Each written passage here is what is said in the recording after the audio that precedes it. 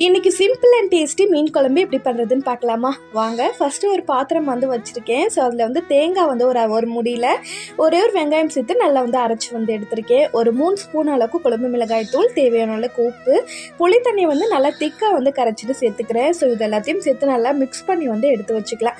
தண்ணி வேணும்னா தண்ணி ஊற்றி பேலன்ஸ் பண்ணிக்கலாம். ஸ்டவ்வில் ஒரு கடாய் வச்சுட்டு நல்லெண்ணெய் சேர்த்துருக்கேன். ஒரு 1/4 ஸ்பூன் அளவுக்கு வெந்தயம், சின்ன வெங்காயம், பெரிய வெங்காயம் 2 கலந்து சேர்த்துருக்கேன். ஒரு கொத்து கருவேப்பிலை சேர்த்து நல்லா வதங்கினதுக்கு அப்புறமா 2 மீடியம் சைஸ் தக்காளி சேர்த்து அதையுமே வதக்கிக்கலாம். உப்பு ஆல்ரெடி குழம்புல சேர்த்துருக்கோம். ஸோ அதையுமே இதிலே ஊற்றிட்டு தண்ணி ஊற்றி பேலன்ஸ் பண்ணிக்கோங்க. ஸோ நல்லா மிக்ஸ் பண்ணி கொடுத்துட்டு க்ளோஸ் பண்ணி வச்சிடலாம். அதுக்குள்ளே ஃபிஷ் ஃப்ரையுமே ரெடி ஆகிடுச்சு. இப்போ குழம்பு ஓப்பன் பண்ணி பார்த்தோன்னா குழம்பு நல்லா கொதிச்சுட்டு இருக்கும்.